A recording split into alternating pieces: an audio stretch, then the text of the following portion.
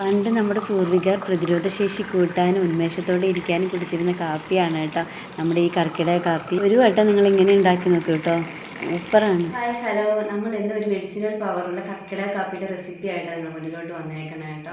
നമ്മുടെ വീട്ടിലെ ഇൻഗ്രീഡിയൻസ് മാത്രം മതി കേട്ടോ, അത്രയും മേൽ ഗുണമുള്ളതാണ് ഓരോ ഇൻഗ്രീഡിയൻസും. ഇതെന്തായാലും മസ്റ്റായിട്ട് എല്ലാവരും ട്രൈ ചെയ്തിരിക്കണം കേട്ടോ ഈ കർക്കിടക മാസത്തിൽ. കർക്കിടക മാസം എന്നല്ല, ചുമ, പനി ഏത് സമയത്താണെങ്കിലും ഇത് കഴിക്കുന്നത് നല്ലതാണ് കേട്ടോ. നല്ലൊരു ഇമ്മ്യൂണിറ്റി പവർ കിട്ടുന്ന ഒരു കാപ്പിയാണ് കേട്ടോ അത്. പിന്നെ അതുപോലെ തന്നെ വീഡിയോ ആദ്യമായിട്ടൊക്കെ കാണുന്നവരെ ചാനലൊക്കെ ഒന്ന് സബ്സ്ക്രൈബ് ചെയ്ത് സപ്പോർട്ട് ചെയ്യണം. അപ്പം നേരെ വീഡിയോയിലോട്ട് പോകാം. അപ്പം നമുക്ക് ഇൻഗ്രീഡിയൻസ് ഒക്കെ ഒന്ന് നോക്കാം. ഒരു 6 ഗ്രാമ്പു, ഒരു ചെറിയ കഷ്ണം പട്ട, 1 ടീസ്പൂണോളം മല്ലി, പിന്നെ ഒരു 10 കുരുമുളക്, 1 ടീസ്പൂണോളം ചെറിയ ജീരകമാണ് കേട്ടോ.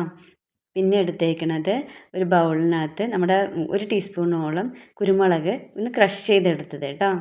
പിന്നെ നമ്മൾ എടുത്തേക്കണത് കുറച്ച് തുളസിയാണ്. ഇത് ഇത്രയും ഞാൻ എടുത്തിട്ടുണ്ട് കേട്ടോ. തുളസി ആയാലും കുഴപ്പമില്ല. പിന്നെ ഞാൻ എടുത്തേക്കണത് പനിക്കൂർക്കയുടെ ഇലയാണ് കേട്ടോ. ഇത് ഒരു 5-6 എടുത്തിട്ടുണ്ട്. നന്നായി കഴുകി വൃത്തിയാക്കിയതാണ് കേട്ടോ. പിന്നെ എടുത്തേക്കുന്നത് 1 ടീസ്പൂണോളം നമ്മുടെ ഇഞ്ചി ഒന്ന് ചതച്ചെടുത്തതാണ്. അപ്പോൾ ഇത്രയും ഇൻഗ്രീഡിയൻസ് ആണ് എടുത്തേക്കണത്. എല്ലാം സെപ്പറേറ്റ് വെച്ചിരിക്കുന്നതിന് പ്രത്യേക കാരണമുണ്ട് കേട്ടോ. അത് നമുക്ക് വഴിയേ അറിയുവേ. ഇനി നമുക്കൊരു പാൻ ചൂടാക്കാൻ വയ്ക്കാം. അതിലോട്ട് മല്ലി, ഗ്രാമ്പു, പട്ട, ചെറിയ ജീരകം, കുരുമുളക് ഇവയെല്ലാം ഇട്ടിട്ട് നന്നായിട്ടൊന്ന് ചൂടാക്കിയെടുക്കാം. ഒരു 2 മിനിറ്റോളം ചൂടാക്കിയാൽ മതി കേട്ടോ. അതിൻ്റെ കളർ ചേഞ്ച് ആവേണ്ട ആവശ്യമൊന്നുമില്ല. ഈ മല്ലിയൊക്കെ ഇങ്ങനെ പൊട്ടാൻ തുടങ്ങും, അതുപോലെ കുരുമുളകും ചെറുതായിട്ട്. അപ്പം നമുക്കത് എല്ലാം ചൂടായി വന്നിട്ടുണ്ട്. ഇത് നമുക്കൊന്ന് മാറ്റി വയ്ക്കാം കേട്ടോ. ഇനി നമുക്കൊരു സോസ് പാനിലോട്ട് കുറച്ച് കരിപ്പെട്ടി ഇട്ട് കൊടുത്തിട്ടുണ്ട്. കരിപ്പെട്ടി തന്നെ വേണം കേട്ടോ, ശർക്കര അല്ല കേട്ടോ. കരിപ്പെട്ടി ഉണ്ടെങ്കിൽ മാക്സിമം അത് തന്നെ എടുക്കുക. ഇനി അതിലോട്ട് നമ്മൾ വെള്ളം ഒഴിച്ച് കൊടുക്കുന്നുണ്ട്. ഈ സോസ് പാനിൻ്റെ ഒരു പകുതി ഭാഗത്തോളം ഞാൻ വെള്ളം ഒഴിച്ച് കൊടുക്കുന്നുണ്ട് കേട്ടോ. പകുതിയല്ല, അതിൽ നിന്ന് കുറച്ച് കുറവ്. കാരണം ഇത് കുറച്ച് ഞാൻ വറ്റിച്ചെടുക്കും. അതുകൊണ്ടാണ് ഞാൻ ഇത്രയും വെള്ളം ഒഴിക്കണത് കേട്ടോ. അത് 3 പേർക്കുള്ള കാപ്പിയാണ് ഞാൻ ഉണ്ടാക്കുന്നത്. അതുകൊണ്ട് കൂടുതലാണെങ്കിൽ നിങ്ങൾ കുറച്ചുകൂടി വെള്ളം ഒഴിച്ചിട്ട് എല്ലാത്തിൻ്റെയും ക്വാണ്ടിറ്റി കുറച്ച് കൂട്ടണം കേട്ടോ. ഇത് നന്നായിട്ടൊന്ന് തിളച്ച് വരട്ടെ കേട്ടോ.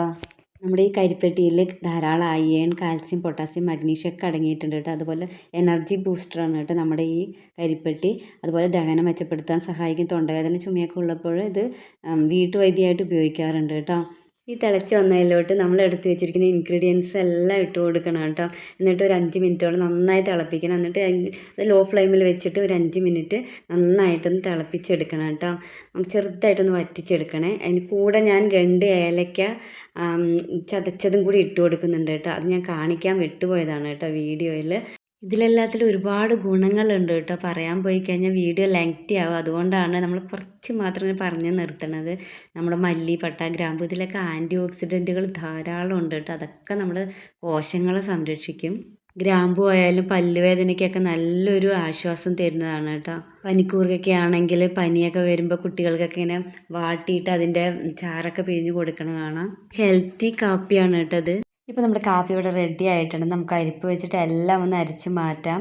വളരെ ടേസ്റ്റി ആയിട്ടുള്ള കാപ്പി ഇവിടെ റെഡി ആയിട്ടുണ്ട് കേട്ടോ. എല്ലാവരും ട്രൈ ചെയ്ത് നോക്കണം. സൂപ്പറാണ്, വെറുതെ പറയുന്നതല്ല. അപ്പോൾ വീഡിയോ ഇത്രയേ ഉള്ളൂ. വീഡിയോ ഇഷ്ടപ്പെട്ടാൽ ലൈക്ക് ചെയ്യുക, ഷെയർ ചെയ്യുക, സബ്സ്ക്രൈബ് ചെയ്യുക. ബൈ.